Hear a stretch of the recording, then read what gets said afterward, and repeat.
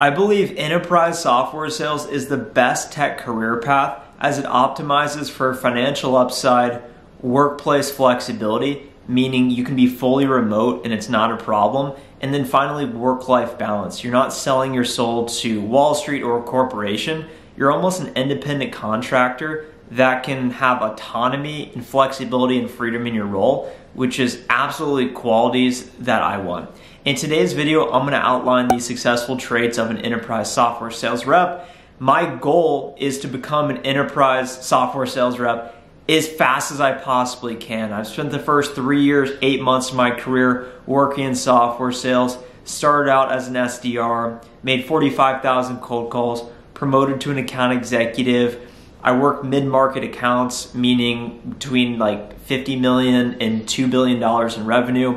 I've closed over $1 million in my short career. And in today's video, I'm gonna outline the successful enterprise salespeople traits: strategic, prescriptive, visionary, student mindset, relationship builder, and then other. Stick around until the end of the video and I'm gonna share exactly how much money you can expect to make as an enterprise account executive in software sales. The reason I have this list is because I've been teetering back and forth between should I go leadership, should I go individual contributor route, and a lot of you have been asking me about my goals. So I'm putting it out there into the universe. I want to become an enterprise software sales rep. I've said it about 10 times, so it's bound to happen sooner rather than later, but it's not easy. In my company, I need to close $517,500 in my current role over the course of 2 quarters to promote. That's a lot of revenue. That's a lot of deals. And I was looking at the rubric for the criteria I need to satisfy in order to promote. I'm gonna share that list with you right now because I found it to be super helpful and I think you'll find it to be helpful as well. Bonus sales tip number 1, would it be overstepping for you to hit the like button right now? It's much easier to get someone to not say no than it is to say yes. So for example, if you're asking a girl out and you say, hey, can you give me your number? She's gonna contemplate and say, I don't know if I wanna give him my number. Meanwhile, if you say, would it be overstepping for us to exchange digits? The question is no longer, can we exchange numbers? It's, would it be overstepping for you to give me your number?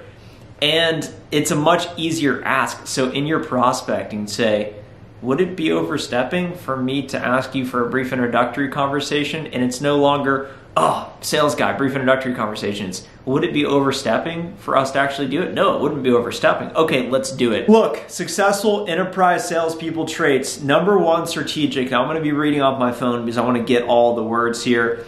Ability to account plan. Digest and translate themes from a 10K into white space and areas of focus that can lead to revenue.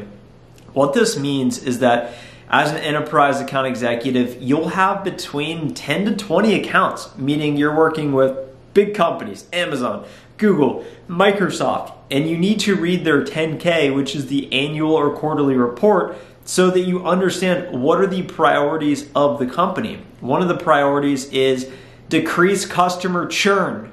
Okay, decreasing customer churn is really important.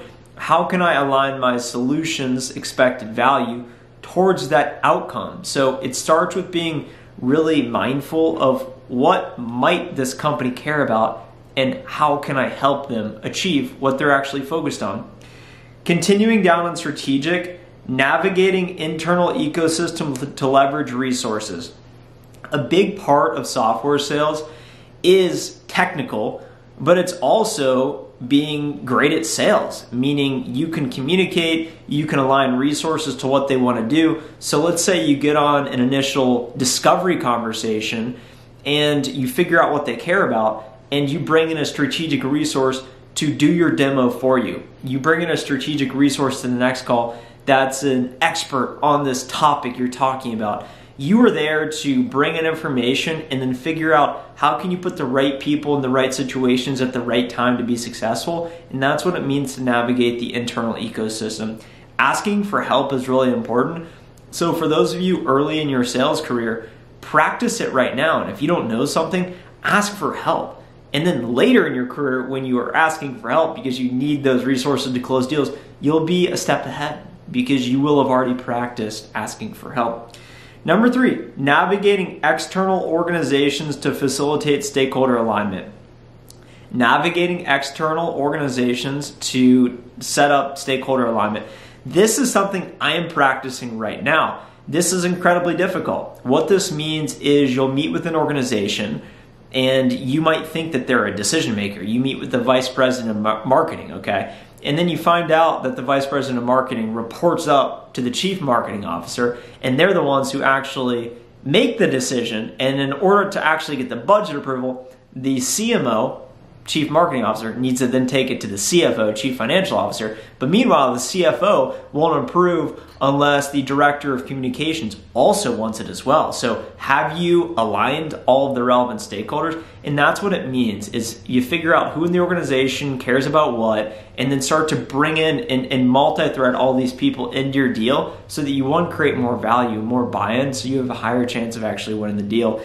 That's something that it's an art and a science. It's very difficult to do. That's why being strategic, and that's what it actually means.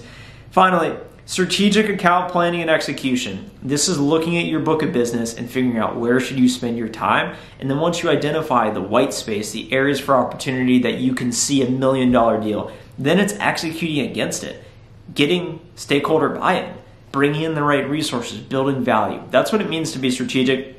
Navigating to number 2, being prescriptive, ability to navigate complex deals while selling multi-Skus to address business needs. So what this means is that if you're selling for a legitimate software company, they are hopefully a platform, meaning multiple products. So you can sell a product A, that the marketing person wants. Meanwhile, you could sell product B to the human resource person. So being able to align multiple products to multiple people and even multiple products to the single person, navigating great complexity, that's why you need to be prescriptive and understanding what do they maybe care about so that you can align your solution to what they want to do. White spacing exercise, ability to assess and analyze white space within accounts. So the prescriptive, that plays into the strategic as well. You're starting to see multi-threads, is that it's really important to understand your accounts. So me in the corporate space, I have 1,600 accounts, so I really don't understand the accounts as well as I should. When you have a finite amount of accounts, just a couple, a dozen or two, you really need to understand who are the key people in the key positions, what is the context, who's spoken with who, what might they care about, and that is how you be prescriptive. Going down to number 3, visionary, locus of control. What this means is that you focus on what you can control. So when you call into your top account and they say, yeah, I'm using your competitor, we just signed a 3-year deal, rather than burning the bridge and saying something stupid, maybe you figure out another product that can add supplemental value into what they're doing. Focus on what you can control, and this expands outside of your career as well. Next, in visionary, telling a bigger story, XM. So we are an experience management platform, and it's being able to start with vision. So whatever company you work for, you need to first align the vision of the outcome to the buyer and say, hey, this is where we're going. Do you agree with that? Do you disagree with that? And that's what it means to be visionary. And then finally, ability to connect experience management to business outcomes KPIs. We sell experience management, so you may sell customer relationship management, you may sell workflow management, a lot of management software out there for a variety of business cases. Ultimately, you need to understand what do they care about and connect your solution to the business outcome they want. That's what it means to be visionary. Next, student mindset, always learning, do what it takes to grow. Just because you graduated from school doesn't mean the learning's over. And if you're serious about becoming successful, making a lot of money, you need to go into a performance-based career, enterprise sales, coding, investment banking. And in order to differentiate yourself in a competitive environment, you need to outlearn the people around you. You need to outlearn your competition. That's what it means to have a student mindset, always getting better. And what we can break this down to is active and continuous learners. Reading books, watching videos like this, watching TED Talks, listening to podcasts, willingness to travel, move. So that is, to me, borderline student mindset, because maybe you really want to live somewhere and you got to ask yourself, are you willing to sacrifice for the whole? That's someone who's willing to adapt and overcome to get the job done. Number 3, resilience, scrappy. This means you get rejected on your biggest deal. Maybe you don't have enough pipeline going into the quarter, but you'll find a way because you think like a founder rather than just an employee. Curious, creative. I think these could be their own bullet points, but I think they speak for themselves. You need to think different in order to achieve great outcomes. Preparation. Success loves preparation. When you have a big meeting coming up, you need to prepare. You need to have your slide deck together. You need to have your talk track ready. You need to have your resources feeling confident so everyone can execute their roles. And then finally, coachability. It's all about recognizing where are you at today and where do you want to go? What's the gap? And the skills you need to acquire in order to actually reach that level you want to go to. Okay, next, relationship builder.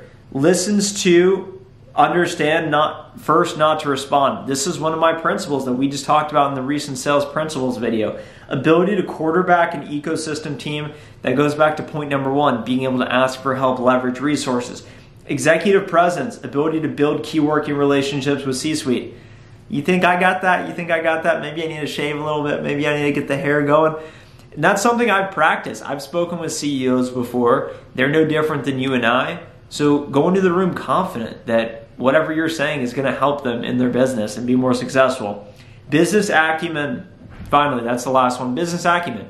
This comes with experience. So the longer you're in the space, that will eventually come. And then other, we have intelligence, passion, trajectory, competitiveness. This is the list of successful traits of an enterprise software sales rep. Let me know. What do you like? What do you dislike? What are your goals? How can I help you? Bonus for watching until the end. The average enterprise account executive at my company makes minimum $250,000, maximum about $450,000 a year. That's a wide range. There's also multi-levels of enterprise. There's levels to this. There's multiple people in my company who made over $1 million last year in enterprise sales. Think about that. Think about that. That's a lot of money. And that opportunity is out there for you. It's out there for me. We absolutely can make it happen. So it starts with videos like this. It starts with learning the student mindset. Let me know any questions you have in the comments below. Hit the like button if you haven't already. Subscribe to the channel for more sales videos. Connect with me on LinkedIn if you'd like to join networks. Follow me on TikTok.